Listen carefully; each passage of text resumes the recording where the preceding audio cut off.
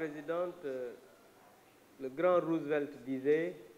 « Les grands esprits discutent des idées. Les esprits moyens discutent des événements. Et les tout petits esprits discutent des gens. » Et je pense que c'est ceux qui discutent des gens qui se disputent qui doit parler avant ou derrière. Je ne savais même pas que j'étais devant qui que ce soit. Mais pour dire, Madame le ministre, tant que liggéey weesuwul sant du wees xam nga Souleymane Faye waykat bu mag bi dafa doon wax ne maam Cheikh Ibra Fall ne nañ bàyyi ba ñu gis ku fay jëf bàyyi wax non déglu ma ku fay jëf bàyyi wax mu wax loolu am ku ñëw ne ko bul gaawtu li nga wax du noonu nañu bàyyi ba ku fay wax bàyyi jëf donc jëf moom tant que weesuwul sant du wees. Et je disais ici à l'Assemblée que n'ayons pas le complexe d'avoir la majorité. Parce que personne n'est tombé du ciel pour être député.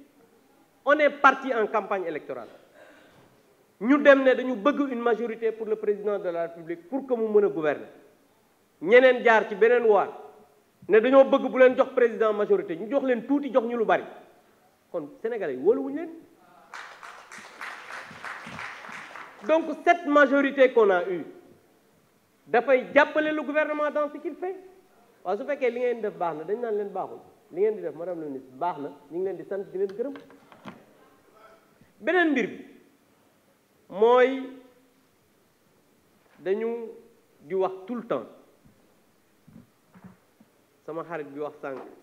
xam naa ne dafa juum rek mais xam naa ko du koo xamante ni dafa vulgaire te baalu na it baal nañ la waaye politique war ma da cee baax parce que léegi bëggatuñu sax gis homme politique yi parce que dañ naan ñett loo leen dénk ñu sàcc ko lu ñu la wax du dëgg ku ñu digaaleel war ko loolu dafa am lu ko fi indi woon waaye président de la république bi mu ñëwee ne gouvernance vertueuse et sobre moo dindi loolu lépp donc dama bëgg ngeen delloo ci xel yi xam ne opposition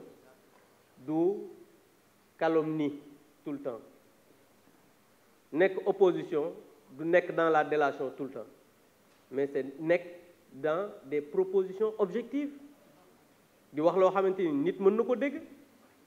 di wax loo xamante ni alternative crédible lay doon mais comme yéen amu leen xam-xam amu leen vision amu leen xalaat vous ne pouvez pas ne pas être dans la délation donc li nga xam ne moom moo fi am daal te des madame la ministre budget bi du ma ci wax lu bari parce que dans le rapport ñu ko lire laa wax te xam ko te xam li ñu ci wax depuis 2012 ak léegi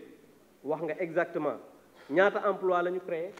wax nga masse salariale ñaata la wax ne 140 milliards mooy li nga xamante ni mooy agence ak yeneen assimilé donc dans le rapport pratiquement il y a tous les éléments yi nga xamante ni ñu ngi koy wax fii mais bu fekkee ne dañuy ñëw fii pour politique politicienne def du show ak leneen je pense que loolu mën nañu ko yemale feneen mais dans le rapport et dans les rapports que vous avez donné les réponses que vous avez données en commission je pense que tous les éléments mi ngi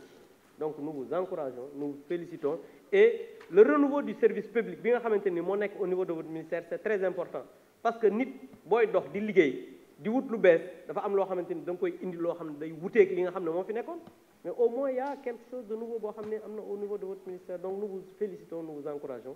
et nous félicitons aussi les hauts fonctionnaires de l'État qui vous accompagnent parce que li ngay def ñu gis ko xam nañ c'est un travail coordonné adossé ci benn vision bu claire boo xamante ni moom la son excellence le président de la République am li ci des nag ay waxi caaxaan la jarul sax tontu je vous remercie